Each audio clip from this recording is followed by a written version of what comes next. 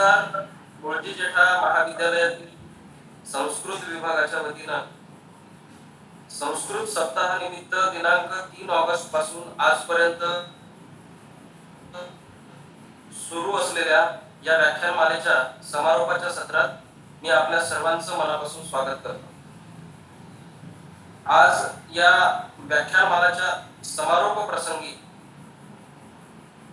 अध्यक्ष म्हणून आपल्यामध्ये उपस्थित असलेले मुळजी जेठा स्वायत्त महाविद्यालयाचे भाषा प्रशालेचे संचालक डॉक्टर भूपेंद्र केसूर सर यांनी या समारोपाच्या सत्राचं अध्यक्षस्थान स्वीकारावं अशी मी त्यांना आपल्या सर्वांच्या वतीने विनंती करतो. याबरोबरच आज आपल्याला या व्याख्यानमालेच्या समारोप सत्रामध्ये मार्गदर्शन करणाऱ्या आदरणीय प्रोफेसर नंदापुरी मॅडम, या व्याख्यानमालेचा लाभ घेणारे सर्व संस्कृत प्रेमी रसिक श्रोते, शिक्षक, प्राध्यापक, विद्यार्थी, मित्रमैत्रिणी सर्वांचं मी पुन्हा एकदा या व्याख्यानमालेच्या या सत्रामध्ये मनापासून स्वागत करतो. गेल्या 3 ऑगस्ट पासून आपण संस्कृत मधील वेगवेगळ्या विषयांच्या अनुषंगाने रोज संध्याकाळी 5 ते 6 या वेळेमध्ये या व्याख्यानमालेचा आस्वाद घेतो आहोत आणि या व्याख्यानमालेचा आजचा समारोपाचा दिवस. या समारोप प्रसंगी या व्याख्यानमालेमध्ये आतापर्यंत मार्गदर्शन करणाऱ्या मार्गदर्शकांचा मी सुरुवातीला उल्लेख करतो. 3 ऑगस्ट रोजी मुंबई येथील डॉक्टर प्रसाद भिडे यांनी या व्याख्यानमालेचं उद्घाटन केलं आणि त्यांनी संस्कृत रंगभूमी काल आणि आज या विषयावर आपल्याला मार्गदर्शन केलं. त्यानंतर डॉक्टर 4 ऑगस्ट रोजी डॉक्टर जयश्री सकळकळे यांनी आपल्याला रामायणातील संवाद कौशल्य या विषयावर मार्गदर्शन केलं. 5 ऑगस्ट रोजी डॉक्टर शिवराम भट तिरुपती येथील प्राध्यापक डॉक्टर शिवराम भट यांनी संस्कृत वाङ्मयातील सूक्तांची प्रासंगिकता या विषयावरती आपल्याला मार्गदर्शन केलं. 6 ऑगस्ट रोजी डॉक्टर रुपाली कविश्वर अमरावती येथील ज्या प्राध्यापिका आहेत त्यांनी आंतरविद्याशाखीय दृष्टिकोन आणि संस्कृत या विषयावर आपल्याला मार्गदर्शन केलं. 7 ऑगस्ट रोजी डॉक्टर पंकजा वाघमारे औरंगाबाद येथील प्राध्यापिका त्यांनी संस्कृत आणि संशोधन या विषयावर आपल्याला मार्गदर्शन केलं. आणि काल आपण पुणे येथील डॉक्टर खुशाली भोसले यांना शिवराज्याभिषेक प्रयोग ऐतिहासिक आकलन या विषयावरती ऐकलं. आणि आज या समारोपाच्या सत्रामध्ये आपल्याला प्रोफेसर नंदापुरी मॅडम संस्कृत मधील लोककथा या विषयावरती मार्गदर्शन करणार आहेत. तत्पूर्वी मी थोडक्यात प्रोफेसर नंदापुरी मॅडम यांचा परिचय करून देतो. त्यांचा परिचय ज्या वेळेला माझ्याकडे आला त्यावेळेला तो वाचल्यानंतर मी थक्क झालो. प्रचंड मोठं काम मॅडमचं आहे, परंतु वेळेची मर्यादा म्हणून मला तो सविस्तर परिचय करून देता येणार नाही. त्याबद्दल दिलगिरी व्यक्त करतो आणि त्यांचा परिचय करून देताना त्यातल्या ज्या महत्त्वाच्या गोष्टी आहेत त्या मी आपल्याला सर्वांना हव्यात म्हणून मुद्दामून या व्याख्यानमालेच्या औपचारिक कार्यक्रमाची औपचारिकता म्हणून त्या आपल्यासमोर ठेवतोय. आदरणीय नंदापुरी मॅडम यांनी 1985 साली नागपूरच्या विद्यापीठामधून संस्कृत मधून MA ची पदवी घेतली. त्यानंतर 1987 साली MPhil ची पदवी घेतली आणि 1993 साली त्यांनी संस्कृत साहित्यातील लघुकथेची संकल्पना आणि स्वरूप या विषयावरती PhD पदवी संपादन केली. मॅडमचा जवळपास 33 ते 34 वर्षाचा अध्यापनाच्या क्षेत्रातला अनुभव आहे. LAD महाविद्यालयात त्यांनी 13 वर्ष अध्यापन केलेलं आहे आणि कवी कालिदास संस्कृत विद्यापीठामध्ये गेल्या 20 वर्षापासून मॅडम अध्यापनाचं काम करतात. प्रशासकीय क्षेत्रातला मॅडमचा अनुभव देखील खूप मोठा आहे. जवळपास 20 वर्ष त्या प्रशासकीय क्षेत्रामध्ये सुद्धा कार्यरत आहेत. त्यामध्ये विशेष उल्लेख करायचा म्हणजे जुलै 2017 ते जुलै 2018 या 1 वर्षाच्या दरम्यान मॅडमकडे कुलगुरू पदाचा अतिरिक्त कार्यभार जो आहे तो होता. यासोबतच मॅडमने IPSC च्या संचालक म्हणून काम केलेलं आहे. अधिष्ठाता म्हणून मॅडम काम करत आहेत.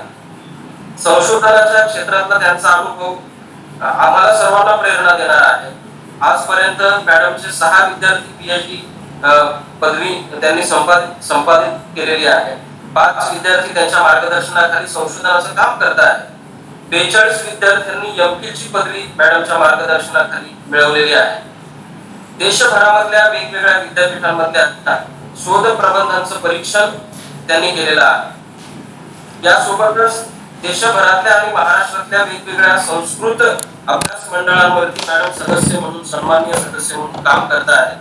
अमरावती विद्यापीठ जे आहे तेथील शोध कार्य समितीच्या सदस्य म्हणून देखील मॅडमने काम केलेले आहे.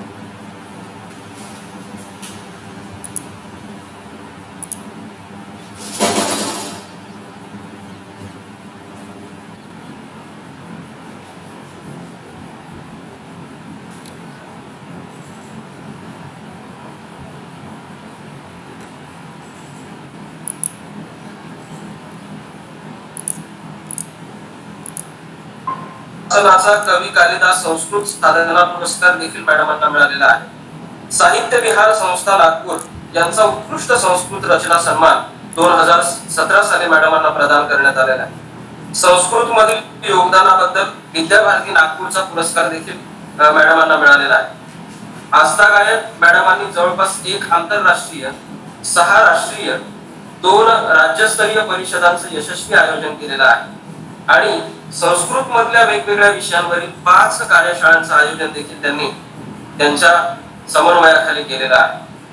वेगवेगळ्या विषयांवर 40 पेक्षा अधिक व्याख्यानं त्यांनी दिलेली आहेत आणि आकाशवाणीवरून त्यांची 50 पेक्षा अधिक भाषणं प्रसारित झालेली आहेत. विद्यापीठ, महाराष्ट्र शासन यांच्या वेगवेगळ्या समित्यांवर मॅडम काम करता आहेत, त्यांनी काम केलेलं आहे आणि भारतातल्या वेगवेगळ्या विद्यापीठांच्या संस्कृत अभ्यास मंडळावरती सदस्य म्हणून देखील मॅडमांनी फार महत्त्वाचं काम केलेलं आहे. विशेष उल्लेखनीय बाब म्हणजे कालिदासांच्या सप्त कलाकृतींचा मराठी अनुवादाचा जो प्रकल्प आहे विद्यापीठाचा, त्या विद्यापीठाच्या प्रकल्पामध्ये सदस्य म्हणून मॅडमांनी काम केलेलं आहे, त्या करतायत आणि सिंगापूर येथे झालेल्या आंतरराष्ट्रीय परिषदेत शोध निबंधाचं वाचन देखील मॅडमांनी केलेलं आहे.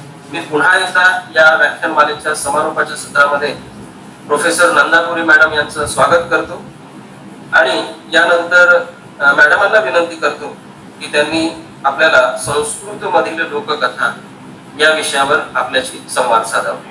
नंदापुरी मॅडम. नमस्कार.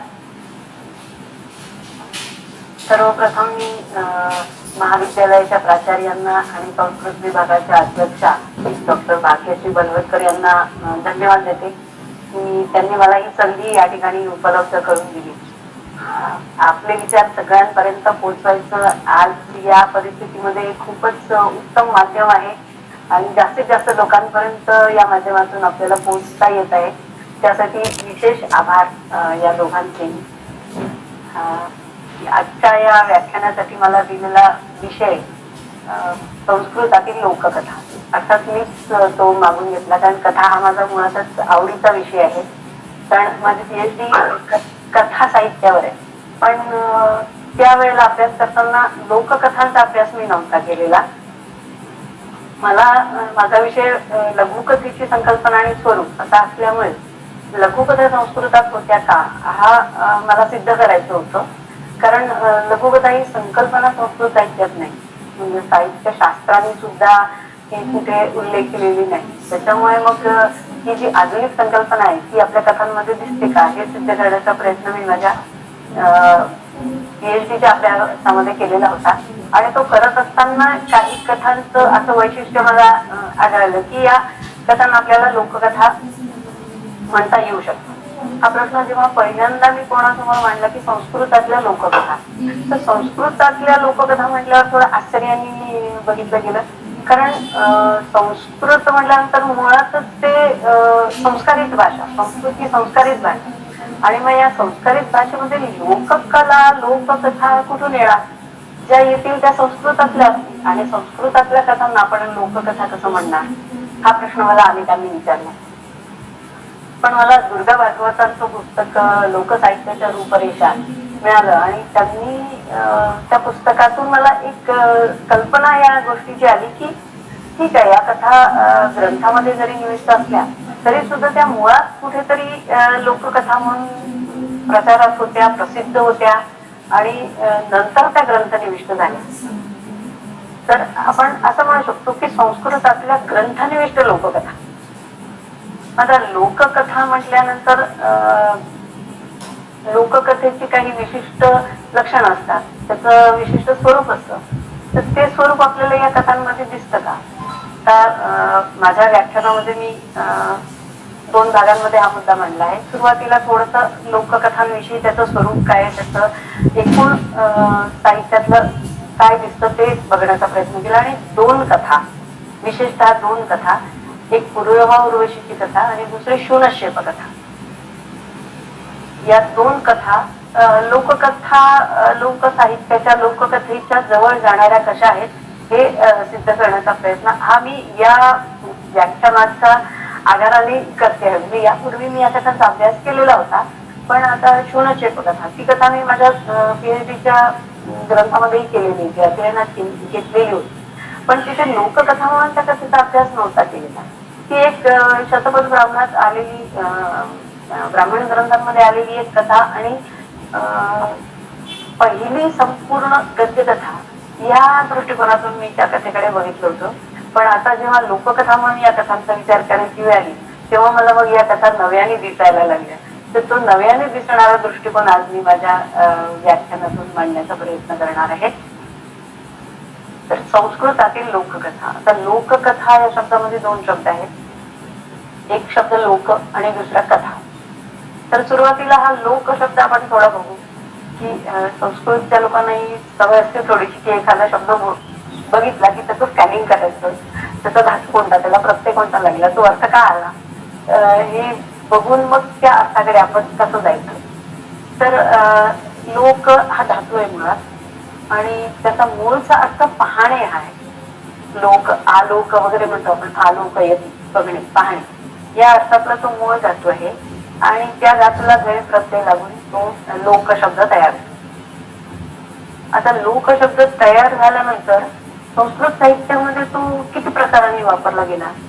तर याचा जेव्हा अभ्यास केला तेव्हा असं लक्षात आलं की हा लोक शब्द जवळपास 10 अर्थांमध्ये संस्कृतात वापरलेला आहे. आपण बघतो की लोक म्हटलं की आज, जन, लोक हा एक समानार्थी म्हणून वापरला गेलेला शब्द आज आपल्याला रूढ आहे तसा. पण ज्या वेळेला त्याचे वेगळे संदर्भ आपण बघतो तेव्हा कळतं की अरे इथे तर प्रजा या अर्थामध्ये आला, इथे तर लोक या अर्थामध्ये आला, इथे तर भुवन या अर्थामध्ये आला. तर असे जे वेगळे संदर्भ लोक शब्दाचे आले त्याचा थोडासा आढावा सुरुवातीला घेणार आहे, मग कथा शब्दाचा आढावा आणि नंतर मग कथा. तर लोक शब्द अगदी सुरुवातीला आपल्याला कुठल्याही शब्दाचा किंवा कलेचा किंवा साहित्य प्रकाराचा मूळ शोध घ्यायचा असेल तर त्याचं मूळ बघायचं म्हणजे आपण वेदांपर्यंतच जाणार, वेदांमध्ये हा अर्थ शोधणार. मग वेदांमध्ये हा अर्थ देणारा शब्द आहे का, तर वेदांमध्ये साधारणपणे भुवन या अर्थामध्ये तो आलेला आहे.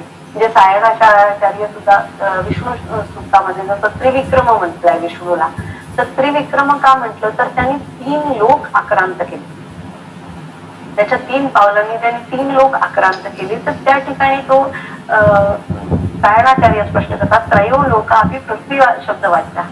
तर पहिल्यांदा या भुवन 3 लोक या अर्थामध्ये तो शब्द वेदामध्ये आपल्याला दिसतो, विष्णू सूक्त ऋग्वेदामध्ये आहे. मग सप्त भुवन या अर्थामध्ये पण तो शब्द आला. आपण गायत्री मंत्र म्हणत असताना भूर भुव स्वाहा इथपर्यंत म्हणतो, तत्सवितुर्वरेण्यम नंतर पुढे 3च लोकांचा उल्लेख येतो या ठिकाणी, भू, भुवः आणि स्वहा.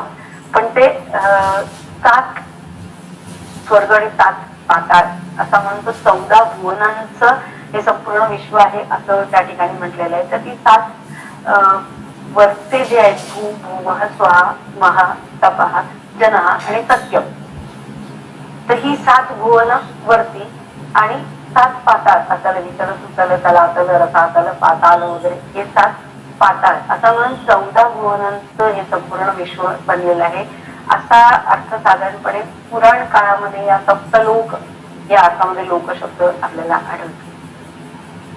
आता वैदिक संहिता आणि हे झाल्यानंतर साहजिकच आपण बघतो आद्य काव्य रामायण. रामायणामध्ये सुद्धा आपण रामायणासाठी प्रसिद्ध असलेला श्लोक मुळात तावत रामायण कथा लोकेषु प्रचरिष्यति. आता लोकेषु प्रचरिष्यति म्हणत असताना या ठिकाणी सुद्धा लोक म्हणजे सर्व लोकांमध्ये ही कथा रामकथा यावत स्थास्यन्ति गिरया सवितश्च महीतले तावत रामायण कथा, तोपर्यंत ही रामायण कथा सगळ्या लोकांमध्ये प्रसृत असेल आणि तेवढाच आनंद ती सगळ्यांना सदा सर्व काळ देईल असा या कथेचं महत्व रामायणामध्ये सांगितलेलं आहे. पाणिनी सुद्धा छंदसी शब्द वापरतो वेदांसाठी आणि लोक शब्द वापरतो लौकिक अर्थामध्ये. म्हणजे काही शब्द असे आहेत की जे वेदांमध्येच रूढ असतात आणि काही शब्द लौकिक भाषेत रूढ आहेत. तर लौकिक भाषेत रूढ असलेल्या शब्दांसाठी तो लोक शब्दच वापरतो. छंदसी म्हणजे छंदस म्हणजे वेद, कारण सगळे वेद छंदबद्ध आहेत म्हणून छंदस शब्द हा वेदांसाठी वापरला गेला. तर छंदसी आणि लौकिक, मग लौकिक लोक हे या ठिकाणी या अर्थामध्ये तो शब्द येतो. त्यानंतर साधारणपणे नाट्यशास्त्रासारखे जे नाट्यग्रंथ शास्त्र आधारित ग्रंथ आहेत, विशेषतः नाट्यशास्त्र एवढ्यासाठी घेतला कारण नाट्यशास्त्रामध्ये पुन्हा सगळ्या लोकांमध्ये प्रसरून असलेल्या सगळ्या भावभावनांचा विचार बरंच मी करतो असं म्हणतो. म्हणून लोक शब्द त्या ठिकाणी 3 लोक या अर्थामध्ये आला आता इथे. तो म्हणतोय की त्रैलोकस्यास्य सर्वस्य नाट्यम भावानुकीर्तनम. मग त्रैलोक्य म्हणत असताना 3 लोक स्वर्ग पृथ्वी पाताळ अशा 3 भागामध्ये हे विभाजन केलं आणि या 3ही लोकांमध्ये जेवढ्या काही सगळ्या भावना आहेत भाव आहेत त्यांचं अनुकीर्तन म्हणजे नाट्य असतं. कारण या श्लोकाचा संदर्भ देताना नाट्यशास्त्रामध्ये त्यांनी नाट्याची उत्पत्ती सांगणारा जो अध्याय पहिलाच नाट्यशास्त्राचा अध्याय, त्यामध्ये त्यांनी जेव्हा पहिलं नाट्य सादर केलं ते सुरासुर संग्रामावरती असल्यामुळे ते सगळे असुर त्याच्यावरती चिडून सगळे ब्रह्मदेवाकडे न्याय मागायला गेले. त्या संदर्भामध्ये ब्रह्मदेव त्यांना सांगतायत की तुमचं वाईट दाखवण्याचा उद्देश या नाट्यामध्ये मुळीच नाही आहे किंवा देवांना सतत चांगलं दाखवण्याचा उद्देश नाही, तर नाट्य हेच मुळात या त्रैलोक्यातल्या सगळ्या भावभावनांचं अनुकीर्तन असतं, त्यामुळे तुम्ही वाईट वाटून घेऊ नका असं ब्रह्मदेव त्यांना सांगतायत. असं नाट्यशास्त्राच्या पहिल्या अध्यायात येतं. आणि तिथेच योयम स्वभाव लोकस्य सुख दुःख संबंधित. आता लोकस्य स्वभाव हा म्हटल्यानंतर इथे अर्थ बदलला थोडासा. त्रैलोक्य शब्दामध्ये जो 3 लोक अपेक्षित होते तिथे आता इथे लोकांचा स्वभाव म्हणजे या त्रैलोक्यामध्ये वावरणाऱ्या लोकांचा स्वभाव जो आहे सुख दुःख संबंधित तो या नाट्यामध्ये मी मांडलेला आहे असं भरतमुनी म्हणतात. भवभूतीच्या उत्तर रामचरितम नाटकामध्ये त्यांनी रामाविषयी सांगताना तो म्हणतो की म्हणजे पहिल्याच अंकातला हा श्लोक आहे की जर जानकीला सुद्धा सोडायची वेळ आली तर मी तिला सोडीन कशासाठी, तर लोकस्य आराधनाय. आता इथे लोक शब्द पुन्हा वेगळ्या अर्थामध्ये आला. तो म्हणतो स्नेहम दयाम सौख्यम च यदि वा जानकीमपि आराधनाय लोकस्य मुच्यतो नास्ति निर्यथा. आता आराधनाय लोकस्य म्हणल्यानंतर इथे लोक शब्दाचा अर्थ प्रजा असा होतो. म्हणजे प्रजेचं आराधन हे राजाचं पहिलं आणि महत्वपूर्ण कार्य असतं आणि त्यासाठी मी जानकीलाही सोडायला तयार आहे असा या अर्थामध्ये ते लोक शब्द आला. मग कालिदास पुढे रघुवंशामध्ये किंवा शाकुंतलामध्ये जे काही त्या शब्दाचे संदर्भ येतात त्याच्यामध्ये लोकापवाद हा शब्द रघुवंशामध्ये वापरलेला, तोही आपण सीतेच्या संदर्भामध्ये आपल्याला माहिती आहे लोकनिंदा किंवा लोकापवाद. तर या ठिकाणी लोकापवाद म्हणताना लोकांमध्ये पसरलेली एक ज्याला आपण अफवा म्हणतो आज, किंवा एखादी गोष्ट जी सर्वांमध्ये पसरलेली असते पण ती निंदा वाचत असते तेव्हा तिला लोकापवाद असं म्हटलं. किंवा काही ठिकाणी लोकपाल असा शब्द येतो. माझा लोकपाल म्हणत असताना दिग्पाल जसे 8 देशांचे 8 दिग्पाल आहेत तर ते लोकपाल सुद्धा आहेत. मग या ठिकाणी लोकांचं पालन करणारे लोकांचं रक्षण करणारे या अर्थामध्ये लोकशब्द येतो. तर असा हा 10 अर्थांमध्ये लोकशब्द रूढ आहे. त्यात पहिल्यांदा हे विश्व, जग, संसार या अर्थामध्ये लोक. पृथ्वीसाठी सुद्धा इहलोक वगैरे सारखे शब्द आपण वापरतो. हा दुसरा अर्थ. मनुष्य या अर्थामध्ये लोक हा शब्द रूढ आहे. त्यानंतर समूह म्हणजे समूहवाचक लोक शब्द रूढ आहे. त्या ठिकाणी विशिष्ट ठिकाण जर सांगायचं असेल तर लोक शब्द तिथे पण वापरला जातो. विशिष्ट क्षेत्र किंवा ठिकाण तिथे सुद्धा लोक शब्द वापरला जातो. आणि सर्वसामान्यांचं जीवन म्हणत असताना लोकजीवन वगैरे सारखे शब्द आपण वापरतो, तिथेही तो शब्द येतो. त्यानंतर रूढी या अर्थामध्ये सुद्धा लोकरूढी जशी म्हटली जाते, लोकांमध्ये प्रसृत असलेली रूढी या अर्थामध्ये येतो. आणि मुळात लोकशब्द हा तर बघणे या अर्थामध्ये आहेच. आणि जी आपण आता बघितली सुरुवातीला 14 भुवन वगैरे अशा या 10 अर्थांमध्ये लोक हा शब्द रूढ आहे. मग आता या लोकांमध्ये आपल्याला लोककथेपर्यंत यायचं आहे. तर लोककथा म्हणत असताना हे जे संपूर्ण लोक साहित्य किंवा लोकांविषयी जे जे काही रूढ आहे त्याला थोडं 4 भागांमध्ये आपल्याला विभक्त करता येतं. लोकसाहित्य, लोककला, लोक आचार म्हणजे त्यांचा व्यवहार वगैरे कसे आहेत किंवा त्याचे उत्सव, सण, परंपरा, त्यांच्या देवता याविषयीचा जो सगळा भाग आहे, त्याचा वेश, भोजन आदी या सगळ्याचा विचार लोकाचार या प्रकारामध्ये करता येतो. लोकमान्यता असतात म्हणजे लोकसाहित्य कशाला म्हणायचं ते हे 4 विभाग आपण या 4 विभागांमध्ये त्यांचं विभाजन करू शकतो. लोकसाहित्य, लोककला, लोकाचार आणि लोकमान्यता. आता कथा हा भाग या 4 भागांपैकी कशामध्ये मोडला जाईल तर लोकसाहित्य. लोकसाहित्यामध्ये कथा हा भाग आहे. लोकसाहित्य सुद्धा नुसतं कथात्मक नाही आहे, मग त्यामध्ये लोकसंगीत असतं, लोकनाट्य असतं, लोकनृत्य असतात. मग हे सगळे कलांमध्ये किंवा साहित्यांमध्ये येणारा अंतर्भूत होणारा हा जो भाग आहे त्यापैकी लोकसाहित्यात आपण कथा कथेचा अंतर्भाव करू. आणि मग लोककथा हे 2 शब्द आता आपण बघितले आहेत. मग आता हा कथा शब्द कुठून आला? कथा शब्द पुन्हा आपल्याला जसं आपण वेदांपर्यंत गेलो तसं इथे सुद्धा आपल्याला वेदांपर्यंत जावं लागेल की कथा शब्द कुठे दिसतो. तर वेदांमध्ये कथा शब्द नाही आढळत. वेदांमध्ये मग कथा शब्द नाही सापडला तरी सुद्धा कथा वेदांमध्ये आहे. मग जर कथा वेदांमध्ये आहे तर मग त्याच्यासाठी शब्द कोणते होते? तर त्यासाठी मग आख्यान शब्द, उपाख्यान शब्द, अन्वाख्यान शब्द. आता हे सगळे अर्थ आख्यान, अन्वाख्यान, उपाख्यान हे ख्या धातूपासून व्युत्पन्न झालेले आहे. आणि ख्या धातू सांगणे या अर्थातला.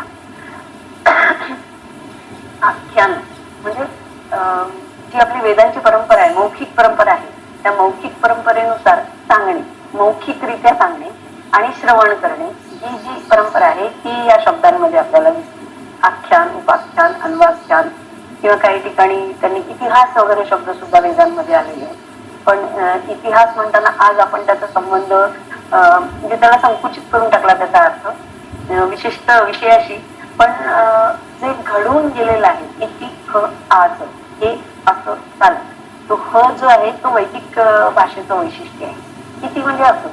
आणि ह हा साधारणपणे भूतकालवाचक वापरला गेला आहे. आज म्हणजे झालेलं, हे असं होऊन गेलेलं जे काही आहे, ज्या घटना असतील, ज्या कथा असतील, जे काही असेल त्याच्यासाठी इतिहास शब्द वापरला. पुराण शब्द सुद्धा त्याच अर्थामध्ये वापरला गेला.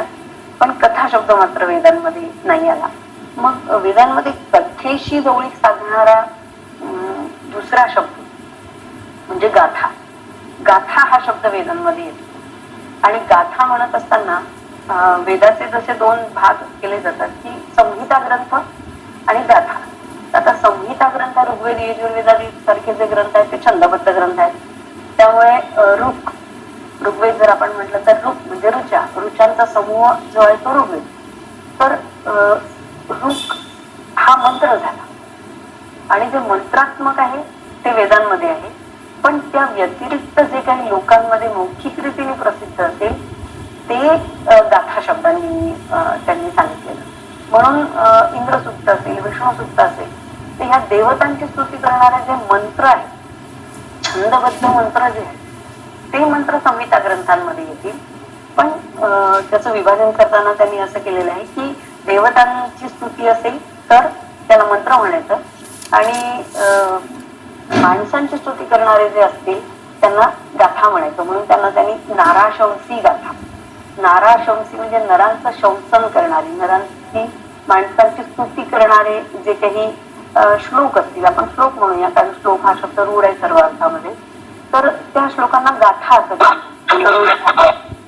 मग गाथा म्हणत असताना गाथा शब्द, आता गाथा शब्दाची व्युत्पत्ती काय, तो कथेची जवळ जाणारा शब्द आहे आणि वेदांमध्ये आलेला शब्द आहे. तर गाथा शब्दाची व्युत्पत्ती गई गायती धातूपासून, म्हणजे गाऊन सांगितलं जातं, जी आपली मूळची मौखिक परंपरा आहे, श्रुती परंपरा आहे, तीच परंपरा इथे सुद्धा आहे, गाऊन सांगितलेल्या कथा. आणि गाऊन सांगितलेल्या कथा हा भाग आपल्याला अगदी महाभारतापर्यंत दिसतो. म्हणजे रामायणामध्ये, महाभारतामध्ये, रामायणामध्ये तर रामायण ही त्याचं पहिलं उदाहरण आहे की गाऊन सांगितलेली कथा ही लवकुशांनी सगळ्यात पहिल्यांदा रामाची कथा रामालाच गाऊन सांगितली. त्याच्यामुळे मग असे गाऊन कथा सांगणारे जे असायचे त्यांना कुशीलव म्हटलं जायचं. म्हणजे गाऊन कथा सांगणे हा भाग होता, तो वेदांपासून होता. तो पुढे रामायण महाभारतामध्ये त्यांनी स्फूर्त परंपरा सांगितली जाते. महाभारतापर्यंत येईपर्यंत स्फूर्त परंपरा किंवा पुराणिक वगैरे शब्द येतात. तर हे पुराणिक सुद्धा काय करायचे, कथा गाऊन सांगायची. मग गाऊन सांगायचे म्हणजे त्यांचं सुद्धा ते संकलन असायचं.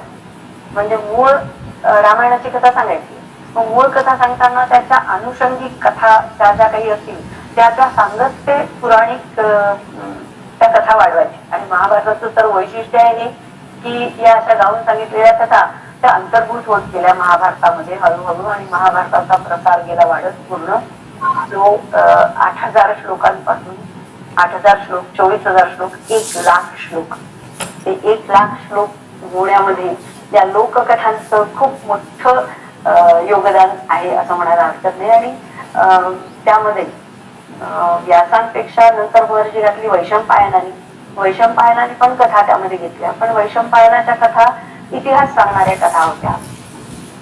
या कौरवांचा इतिहास सांगणाऱ्या कथा त्यांनी जोडल्या. पण सगळ्यात शेवटी सौतीने ज्या कथा जोडल्या त्या सौती, त्याला सूत या शब्दापासूनच आलेला तो शब्द आहे सौती, त्यांनी जोडलेल्या कथा मात्र बऱ्याच अंशी लोककथा होत्या. कारण त्याच्यामध्ये प्राणी कथा आल्या, उपदेश सांगणाऱ्या कथा आल्या. महाभारतामध्ये म्हणजे या पंचतंत्राचा जो विकास आहे तो पंचतंत्राचा विकास आपल्याला महाभारतापासून दिसतो. महाभारतामध्ये अशा प्राणी कथा अनेक आल्या आहेत आणि त्या प्राणी कथा विशेष उपदेश देण्यासाठी आलेले. त्याच्यामुळे तिथून मग पुढे या हितोपदेश असेल किंवा पंचतंत्र असेल किंवा अशा प्रकारचे वेताळ पंचविषय आहे, या सगळे लोककथांचे संग्रह आहेत एका अर्थाने. पण त्यांचं स्वरूप प्रत्येकाचं थोडं थोडं वेगळं आहे. तर अशा या कथा ज्या मुळामध्ये गाथा होत्या, तर गाथा हा शब्द वेदांमध्ये आहे. मग आता कथा शब्द कधी आला, कथा शब्द साधारणपणे महाभारतापासून आपल्याला दिसतो. आणि त्याच्या आधी असलाही तरी सुद्धा तो आज जे अर्थामध्ये कथा म्हणजे गोष्ट, एखादी कहाणी सांगणं, गोष्ट सांगणं, या अर्थातला जो कथा शब्द आहे तो आधी नाही सापडत. तिथे मग कथक म्हणजे सांगणारा, कथन करणारा, मग ते कथन करणारा त्याने काहीही कथन केलेलं असेल तर ती कथा होईल. पण म्हणजे आज जी गोष्ट या अर्थामध्ये जो शब्द रूढ आहे तो मात्र आपल्याला महाभारतापासून पुढे रूढ झालेला दिसतो. मग महाभारतापासून पुढे आल्यानंतर मग व्रतकथा आल्या, पुराणांमध्ये अनेक कथा आल्या, मग धार्मिक कथा आल्या, प्राणीवाचक कथा आल्या, उपदेशवाचक कथा आल्या, सृष्टीची उत्पत्ती सांगणाऱ्या कथा आल्या. मग या कथा त्या ग्रंथनिविष्ट होत गेल्या. म्हणजे माझा मूळ मुद्दा तोच होता की जो आक्षेप घेतला जातो की इकडे लोककथा म्हणायच्या आणि संस्कृत साहित्यात कशा येणार त्या, तर त्या ज्या लोकपरंपरेने, श्रवण परंपरेने प्रसृत होत गेलेल्या होत्या त्या सगळ्या हळूहळू या ग्रंथांमध्ये निबद्ध झाल्या आणि ग्रंथांमध्ये निबद्ध झाल्यामुळे त्या आपल्यापर्यंत आल्या. तर असं हे स्वरूप कथांचं म्हणजे अगदी त्याला आपण म्हणू की या अर्थामध्ये सर्वार्थाने रूढ होण्याचं श्रेय त्याच्यानंतर पुढे मग जातक कथा आल्या किंवा जैन ग्रंथांमधून कथा आल्या, तर या कथांपासून मात्र हा शब्द कथा या अर्थामध्ये रूढ झाला, जो पूर्वी वेदांमध्ये नव्हता. वेदांमध्ये वेगळे शब्द होते या कथेसाठी. ते हळूहळू परिवर्तन होत होत रामायण, महाभारत, जैन, बौद्ध ग्रंथांपर्यंत हा शब्द पूर्णपणे रूढ झाला. हा झाला म्हणजे लोकशब्दाची थोडीशी व्युत्पत्ती आणि इतिहास बघितला आपण, आणि कथा शब्दाचा व्युत्पत्ती आणि इतिहास बघितला.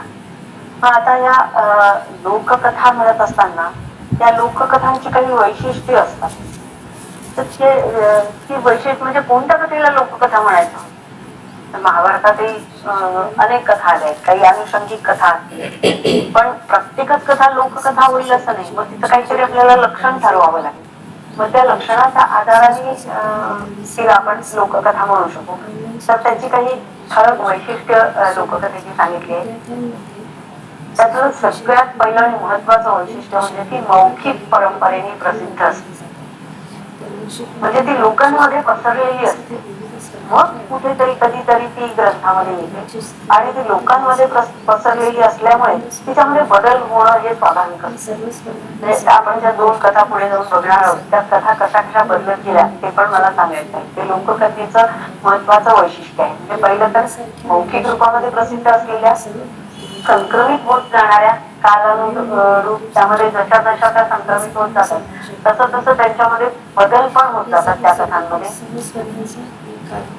तिसरं म्हणजे मनोरंजनासाठी या कथा असतात, आणि त्यात अद्भुताचा वापर जास्तीत जास्त. म्हणजे लोककथा म्हटल्यानंतर पहिला ग्रंथ डोळ्यासमोर जो लोककथांचा संग्रह येतो तो येतो बृहत कथा. बृहत कथेचं नाव साधारणपणे सगळ्यांनी ऐकलेलं असतं. या बृहत कथा गोडाट्याने रचलेली जी आहे, या अक्षरशः सगळ्या संग्रहित लोककथा आहे, आणि त्यामुळे त्याच्यामध्ये हा अद्भुताचा वापर. आणि त्यांनी अक्षरशः फिरूनच, म्हणजे गुणाढ्यांनी सगळीकडे फिरून त्या कथांचं संग्रहण केलं, आणि नंतर त्यांनी त्या ग्रंथबद्ध केल्या. अर्थात त्यांनी त्या पैशाची भाषेमध्ये केल्या. सुरुवातीला त्या संस्कृतात नाही आल्या.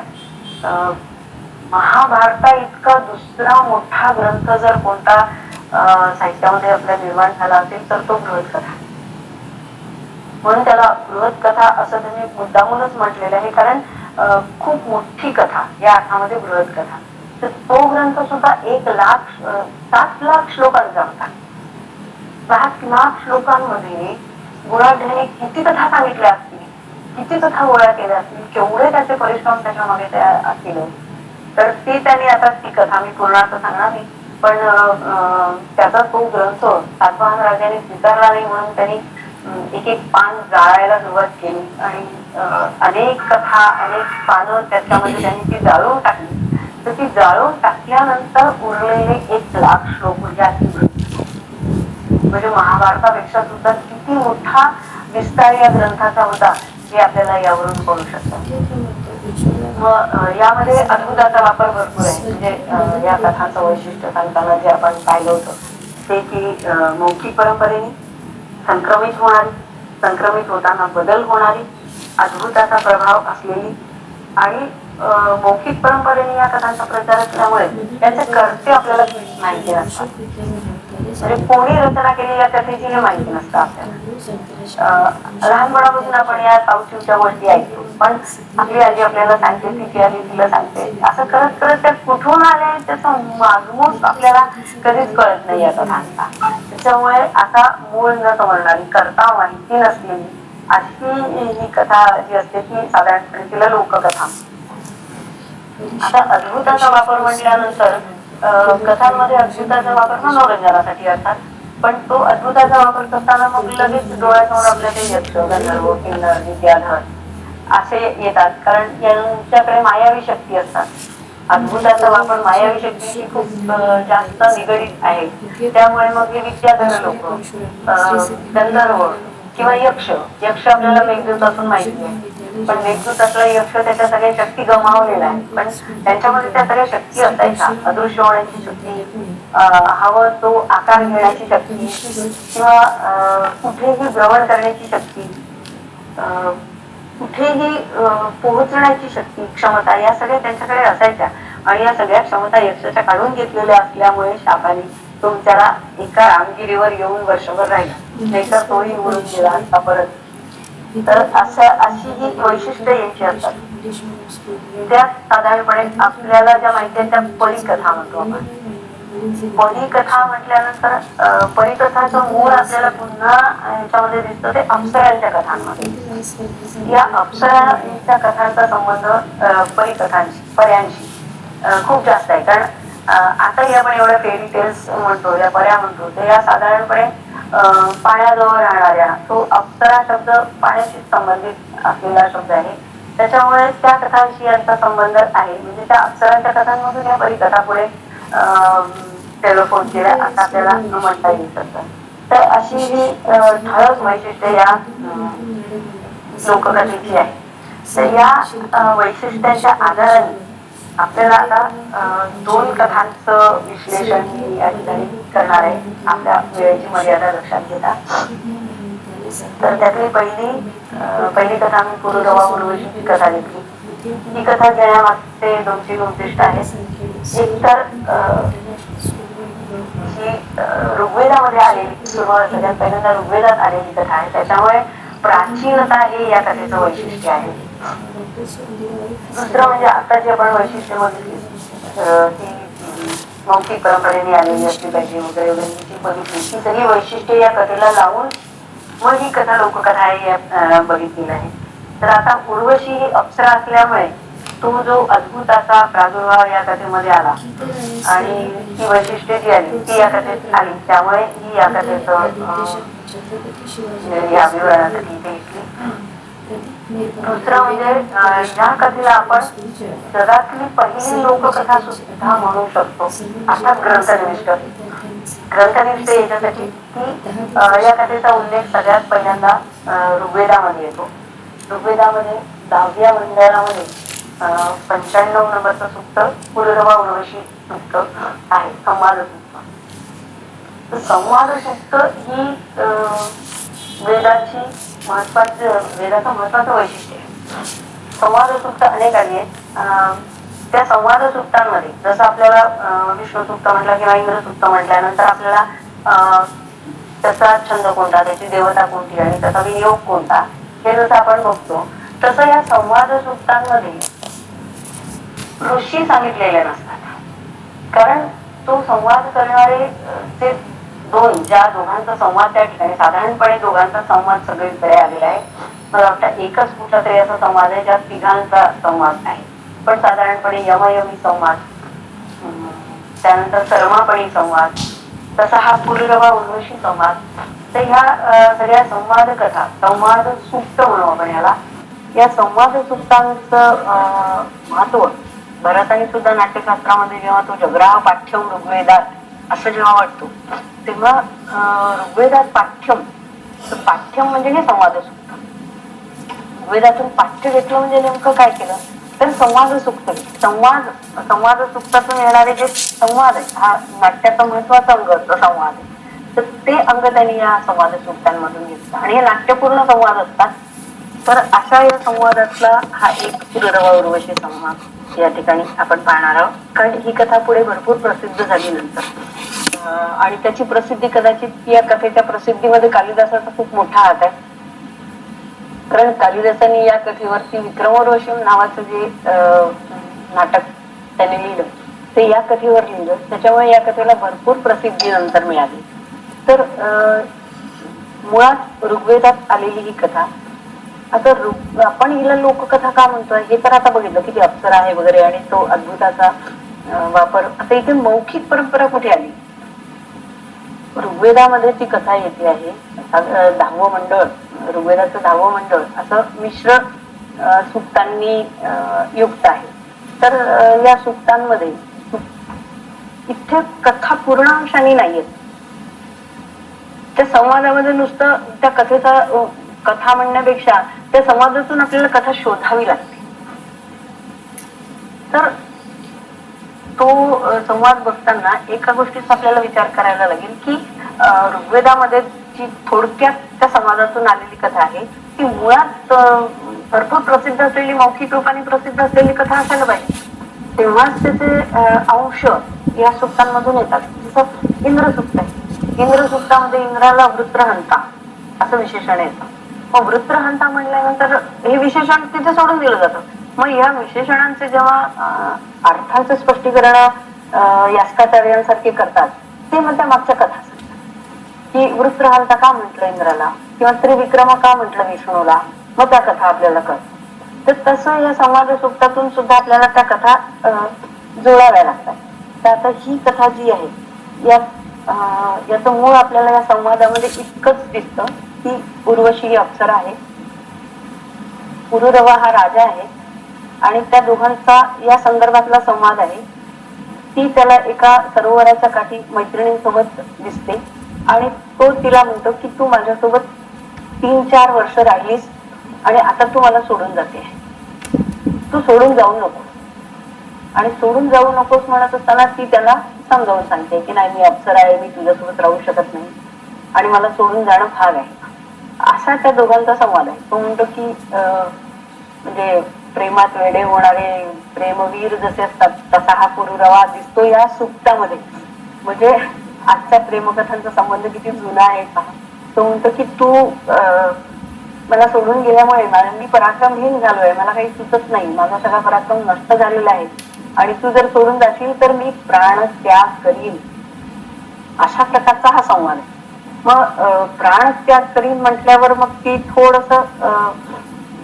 थोडा तिचं टोन बदलतं आणि तरी ती त्याला समजावण्याचा प्रयत्न करते की मी तुझ्यासोबत राहू शकत नाही.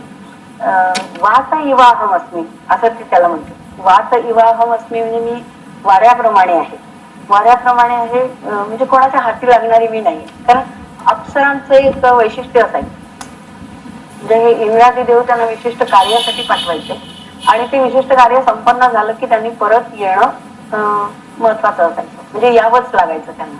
तशाच प्रकारांनी ही परत जाते आहे उर्वशी. म्हणून ती त्याला म्हणते की वात इवाहम अस्मी. आणि दुसरं ती सांगते की नवैस त्रैणानी सख्यानी संती, म्हणजे स्त्रियांशी सख्य करणं हे कशाप्रमाणे तर सालावृकाणाम हृदयान्येतः, यांची हृदय लांडग्यासारखी असतात, विशेषतः अप्सरांची. हा संदर्भ आपण सर्व स्त्रियांसाठी लावू शकत नाही, अप्सरांच्या बाबतीत हे म्हणू शकतो की यांना सोडूनच जायचं असतं, त्याच्यामुळे तू असा माझ्याशी संबंध ठेवण्याचा प्रयत्न करू नकोस. बस एवढाच संवाद ऋग्वेदामध्ये येतो. मग आता ती सांगताना अजून एक संदर्भ या सुक्तामध्ये येतो की मी 3-4 वर्ष तुझ्यासोबत राहिली, तू नियमांचा भंग केला म्हणून मी जाते. तर नियमांचा भंग केला, काय नियम होते, काय अटी तुम्ही घातल्या होत्या याचा कुठेही काही उल्लेख ऋग्वेदामध्ये येतो. मग आता हळूहळू ती कथा पुढे जशी जशी येते तर ऋग्वेदामध्ये ऋग्वेदाचं स्वरूप तुम्हाला माहिती असेल की स्तुतिमंत्र आणि यज्ञाशी संबंध त्यांचा की यज्ञाच्या वेळेला ज्या देवतेला आवाहन करायचंय त्या देवतेचं स्तुती या छंदबद्ध मंत्रांमधून करायची असते. मग आता ही संवाद सूक्त जी होती त्यांचा संबंध यज्ञविधीशी कसा असायचा तर कदाचित याचा अभिनय तिथे केला जात असावा असं आपण म्हणू शकतो. म्हणूनच भरताने जग्राह पाठ्यम ऋग्वेदात म्हणत असताना संवाद सूक्ताचा आपण त्या ठिकाणी तिचं स्पष्टीकरण या अर्थामध्ये आपण बघतो. भरताच्या या वाक्याचं स्पष्टीकरण आपण या अर्थामध्ये बघतो. तर त्यांचा कदाचित केला जात असावा तसा उपयोग या संवाद सूक्ताचा. तर अशी कथा. मग आता कथेचं दुसरं वैशिष्ट्य आपण पाहिलं की कालानुरूप बदलत जाणार. मग कालानुरूप कथा बदलत कशी गेली तर संहिता ग्रंथांच्या नंबर येतो तो ब्राह्मण ग्रंथात आणि ब्राह्मण ग्रंथांचं वैशिष्ट्य मुळात हे आहे की त्यातही ही कथा शतपथ ब्राह्मण आहे. शतपथ ब्राह्मण हे यजुर्वेदाशी संबंधित ब्राह्मण आणि यजुर्वेदाचा संबंध यज्ञविधीशी. मग यज्ञविधीशी असल्यामुळे आता ही कथा येईल ती यज्ञाशी जोडली जाईल, जी मुळात केवळ एक कथांश म्हणजे नुसता कथेचा अंश म्हणून दिसणारी ही कथा आता यज्ञाशी जोडली आणि यज्ञाशी जोडली म्हटल्यानंतर मग यजन महत्वाचं झालं. मग इथे सुद्धा कथा तशीच राहते की उर्वशी त्याच्याकडे येते आहे, काही काळ राहते आहे, पण आता इथे त्याला घातलेल्या अटी सांगितल्या गेल्या, त्या अटींचं पालन त्यांनी केलं नाही आणि त्याचा भंग झाला. ज्याची त्याला म्हणजे की मी तुझ्यासोबत राहीन, पण जर मला तू अशा विचित्र अवस्थेत कधी दिसला तर मी तशीच निघून गेले. तर असा प्रसंग येतो, तो थोडा वासनेकडे जाणार असल्यामुळे तो त्याची चर्चा फार न करताना अशा अवस्थेमध्ये राजा दिसल्याबरोबर ती त्याला सोडली. हा संबंध ब्राह्मण ग्रंथाचा. आता इथे याचा संबंध यज्ञाशी कुठे येतो?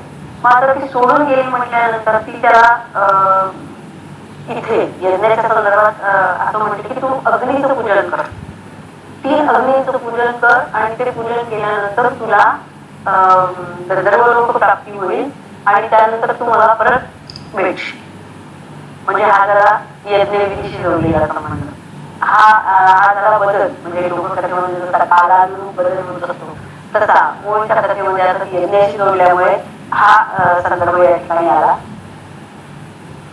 पुढे पुढे मग रामायण महाभारतामधून जेव्हा ही कथा यायला लागली तेव्हा आता महाभारताचं तर वैशिष्ट्यच हे की वंश परंपरा सांगणं.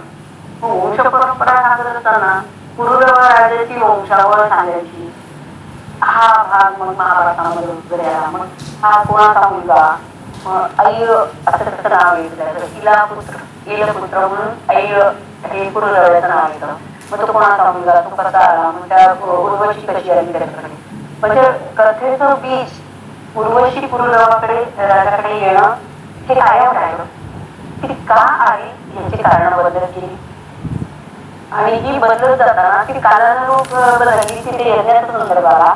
आता पुराणांचा काळ हा जो आहे हा साधारणपणे महाभारतानंतरचा काळ किंवा महाभारताचा व्यासाने पुराणांची रचना केली असं म्हटल्यानंतर महाभारत आणि पुराण असं आपण म्हणू शकतो. तर यामध्ये देवतांचं पूजन महत्वाचं आहे. अग्निपूजा थोडीशी मागली आणि मग विष्णू पुराण किंवा म्हणजे विष्णूशी संबंधित असलेली अनेक पुराण होती, शिवाशी संबंधित असलेली होती आणि अन्य पुराण. तर आता इथे विष्णू पुराणामधून जेव्हा ही कथा येते तेव्हा मग तिथे त्या अग्नीच्या जागी विष्णू येतो आणि मग विष्णूचं पूजन तू कर. विष्णूचं पूजन तू करशील तर तू पुन्हा गंधर्व लोक प्राप्त करशील, स्वर्ग लोक प्राप्त करशील आणि मला परत मिळशील. म्हणजे हे संदर्भ इथे असे बदलत गेले. मग रामायण महाभारत यानंतर अशी बदलत आलेली कथा. आता या कथेचा विस्तार म्हणण्यापेक्षा या कथेतला बदल आणि या कथेतला सुंदर बदल हा आपल्याला बघायला मिळतो तो कालिदासाचा विक्रम उर्वशी नाटकामध्ये. आता कालिदासाने पण बीज तिथूनच उचललं, अर्थात मूळ वेदातून उचललं आणि त्याला हवे असलेले प्रसंग त्यांनी त्या पुराणांमधून. कारण उर्वशीला भरत मुनींनी शाप दिला. उर्वशी शेवटी अभिनय करणारी, स्वर्गामध्ये अभिनय करणारी ती होती. त्यामुळे इंद्रादी देवतांसमोर नाट्य सादर करणं हे तिचं काम करायचं, म्हणजे सगळ्यात अप्सरांनी. मग त्या ठिकाणी लक्ष्मी स्वयंवर नावाचं एक नाट्य सरस्वतींनी त्याची रचना केली असं सांगितलेलं आहे नाट्यशास्त्रामध्ये. आणि भरत मुनींनी ते डायरेक्ट केलं नाटक आणि त्याच्यामध्ये मग लक्ष्मी स्वयंवर म्हटल्यामुळे लक्ष्मीचं काम करण्याचं काम उर्वशी करत होते. आणि तिन्ही पुरोगावाला बघितल्यापासून मन त्याच्यावरती आरक्त होतं आणि ते असल्यामुळे ती काही काळ विसरून गेली की मी लक्ष्मीचा अभिनय करते आहे आणि विष्णूसाठी जो पुरुषोत्तम शब्द वापरायचा होता तो पुरुषोत्तम शब्द वापरण्याऐवजी तिने पुरोगावा शब्द वापरला. म्हणजे पाठ्यात केलेला बदल ही नटाच्या दृष्टीने खूप मोठी चूक आणि ती चूक केल्यामुळे भरताने तिला शाप दिला. तर भरताने शाप दिला म्हटल्यानंतर शाप काय दिला तर तिला स्वर्गलोक सोडावा लागेल, काही काळासाठी स्वर्गलोक सोडावा लागेल. मग स्वर्गलोक सोडावा लागेल हा एवढा भाग कालिदासाने पुराणांमधून घेतला. म्हणजे भरताचा शाप वगैरे हा भाग पुराणांमधून घेतला आणि मग त्याची नाट्यकथा असून त्यावर आधारित त्यांनी पुढे रचली. म्हणजे आधी सगळे ती सोडून गेली आणि त्या अटी होत्या आणि त्या विचित्र अटी होत्या, हा सगळा विचित्र भाग कालिदासांनी बाजूला केला. भरताचा शाप पुराणांमधून घेऊन त्याच्यावरती त्यांनी नाट्य लिहिलं आणि इथे मग इंद्राची भूमिका थोडी वेगळी होती की तिला शाप दिला म्हटल्यानंतर तिला जर पृथ्वी लोकावरती राहायचं आहे तर ती जर आसक्त पुरुषावा राजावरती आहे तर त्याच्याकडे जाऊन ते राहावं तितका काळ, म्हणून मग ती पुत्रराजाकडे येते. पुत्रप्राप्ती होईपर्यंत त्याच्याकडे राहते आणि ती परत यायला लागते. आता परत यायला लागते म्हटल्यानंतर पुन्हा कथेत बदल, हे लोककथेचं जे वैशिष्ट्य. आता इथे नाट्यकथा आपण या कथेकडे जेव्हा बघतो तेव्हा संस्कृत नाट्याचं वैशिष्ट्य हे आहे की संस्कृतामध्ये करुणारस असला तरी सुद्धा दुःखांत कधी नसतो. म्हणजे कथेत कितीही ट्विस्ट असले तरी शेवटी त्याचा शेवट मात्र आनंदातच परिवर्तित होईल असाच असतो. त्याच्यामुळे हा जो अगदी वेद काळापासून चालत आलेल्या या कथेतला भाग होता की ती सोडून गेली, सोडून गेली, हा भाग यांनी इथे बदलला कालिदासाने. आणि इंद्राच्या तोंडून तिला सांगितलं की पुरुरवा राजा अतिशय पराक्रमी आहे, त्याच्या पराक्रमाचा आम्हाला सतत उपयोग होत असतो, त्याच्यामुळे त्याचं बदल करणं आमचं कर्तव्य आहे, तर तू त्याच्याकडेच राहा असं म्हणून नाटकाची कथा अशी आनंदात परिवर्तित केली आणि सुखांत या नाटकाचा केला. तर अशी ही बदलत बदलत आलेली कथा आहे. म्हणून या कथेला आपण लोककथा म्हणू शकतो. आणि पहिली लोककथा याच्यासाठी म्हणू शकतो की ऋग्वेदामध्ये आली, म्हणजे जागतिक साहित्यातला पहिला ग्रंथ म्हणून आपण ऋग्वेदाकडे बघतो. त्यामुळे ऋग्वेदामध्ये एखादी कथा येते त्या याचा अर्थ असा की त्या तो वैदिक ग्रंथ म्हणजे ऋग्वेद निर्माण होण्याच्या पूर्वी ती मौखिक रूपात अस्तित्वात होती, लोकांमध्ये प्रचलित होती. म्हणून या कथेला आपण पहिली प्रेमकथा, पहिली लोककथा म्हणून या कथेचा उल्लेख आपण या ठिकाणी करू शकतो. दुसरी कथा इथे घेतली आहे मी, शूनशेप कथा. दोन्ही कथा मुद्दाम वेदातल्या घेतल्या कारण वेदांपासून आपल्याला जेव्हा त्या कथांमध्ये होणारे बदल बघायचे आहेत, ते बदल बघण्यासाठी आपल्याला वेदांपासून बघणं जास्त सोयीचं होतं, कारण ते अनेक बदल आपल्याला त्यात पुढे पुढे होताना दिसतात. तर अशी एक शूनशेप कथा. आता ही शूनशेप कथा एकदम या कथेचा विषय वेगळा. म्हणजे ही सुद्धा मुळात शूनशेप नावाचा एक ऋषी होता आणि त्यांनी सुक्त रचना केलेल्या होत्या. ती सुक्त, ते मंत्र ऋग्वेदामध्ये आहे. आता ह्या ऋग्वेदावरती जेव्हा ब्राह्मण ग्रंथ निर्माण झाला, ऋग्वेदाचा ब्राह्मण ग्रंथ ऐतरेय ब्राह्मण, मग ऐतरेय ब्राह्मणाची रचना महिदास नावाचा एक तो ऋषी होता, ऋषीच म्हणू आपण त्यांना, कारण संहिता ग्रंथ किंवा ब्राह्मण ग्रंथांची रचना करणाऱ्यांना आपण त्या नावाने संबोधू शकतो. तर तसा हा महिदास ऐतरेय त्यांच्या ब्राह्मण ग्रंथाला हे नाव दिलं, कारण त्याला ऐतरेय याच्यासाठी म्हणायचे की त्याच्या आईचं नाव इतरा होतं आणि इतरेचा मुलगा म्हणून ऐतरेय. मग महिदास कोणता? ऐतरेय महिदास, कारण त्याला पृथ्वीकडनं वरदान मिळालं वगैरे अशा अनेक कथा आलेल्या आहेत. तर त्या कथांमधून मग तो सुद्धा एक लोककथांचा किंवा आपण म्हणू कथांचा संग्राहक होता. म्हणजे त्यांनी जरी ऋग्वेदावरती ब्राह्मण ग्रंथाची रचना केलेली असली तरी ऋग्वेदामध्ये जे सुक्त, जे मंत्र आले, त्या मंत्रांचे जे अवशेष आपल्याला दिसतात, त्या अवशेषांच्या कथा सांगणं एक मोठं काम सगळ्यात पहिल्यांदा त्यांनी महिदास ऐतरेय यांनी केलेलं आहे. आणि त्याला आपल्याला कथाकार म्हणायला हरकत नाही, कारण या कथा खूप सुंदर पद्धतीने त्यांनी या ब्राह्मण ग्रंथामध्ये विवरण त्याचं केलेलं आहे या कथांचं. तर आता ही कथा वैशिष्ट्यपूर्ण कथा याच्यासाठी की गद्यातून आलेली पहिली परिपूर्ण कथा म्हणून शूनशेप कथेकडे आपण बघू शकतो. तर या कथेचं वैशिष्ट्य, ही कथा अनेक अर्थामध्ये प्रसिद्ध राहिली, खूप लोकांच्या संशोधनाचा विषय बनली, कारण ही यज्ञाशी संबंधित जरी असली तरी एक महत्वाचा यज्ञीय संदर्भ या कथेमध्ये येतो आणि तो म्हणजे नरमेध यज्ञ. तर नरमेध यज्ञाचा उल्लेख या कथेमध्ये असल्यामुळे हा जो शूनशेप आहे, या शूनशेपाला बळी देण्यासाठी आणलं गेलं असा उल्लेख या कथेमध्ये आहे. कारण थोडक्यात सांगावी लागेल ही कथा, म्हणजे मग त्यात बदल कसे झाले हे आपल्याला सांगते येईल. किती अजून 15 मिनिटात, एक 10 मिनिटामध्ये एवढं मी पूर्ण करू शकते. तर हा हरिश्चंद्र नावाचा राजा माहिती आहे आपल्याला. हरिश्चंद्र नावाचा राजा शतपथ ब्राह्मणामध्ये जो येतो तो थोडा वेगळा येतो आणि आपल्याला जो माहितीये तो वेगळा आहे. म्हणजे तोच प्रकार पुन्हा किती बदलत गेलेली कथा. तर हा हरिश्चंद्र राजा याला 100 बायका आहे पण मुलगा नाहीये. तो मुलगा पुत्र प्राप्तीसाठी त्याला एक यज्ञ करायला सांगितला जातो किंवा म्हणजे पुत्र प्राप्तीचं महात्म्य सांगण्यासाठी त्याला सांगितलं जातं नारद मुनींकडे. आणि ते सांगताना हे थोडं आजच्या काळाला अनुसरून नाहीये. कारण नारद त्याला सांगतात की पुत्रप्राप्ती महत्वाची कशासाठी आहे. तो राजा आहे, वस्तुतः तो राजा आहे म्हणून पुत्रप्राप्ती महत्वाची आहे. कारण त्याचं राज्य कारभार त्याला पुढे चालवणारा हवा आहे, वारस हवा आहे, म्हणून पुत्रप्राप्ती राजासाठी महत्वाची असते. पण यात आलेले काही संदर्भ थोडेसे आजच्या काळाला योग्य वाटत नाहीत. पण असो, ते त्या ठिकाणी आहेत, त्याचा उल्लेख करणं भाग आहे. तर तो म्हणतो की ऋणमस्मिन सन्नयेत, तर त्याच्यावरती ऋण संक्रमित होतं. पुत्र प्राप्त झाला की त्याच्यावरती ऋण संक्रमित होतं. आणि ऋण संक्रमित होणं म्हणजे मोक्ष मिळण्याचं दार उघडं होणं. जर का ऋण ते तसंच राहिलं आपल्यावरती तर आपल्याला मोक्ष मिळू शकत नाही किंवा स्वर्गप्राप्ती होऊ शकत नाही वगैरे अशा सारख्या कल्पना त्यावेळेला त्या होत्या. आणि म्हणून पुत्रप्राप्ती होणं गरजेचं. आणि त्यातही म्हणजे त्या पुत्राचं मुख बघितलं की त्यांचं ऋण संक्रमित होणार, हे तो त्या कथेमध्ये सुरुवातीला सांगितलं आहे.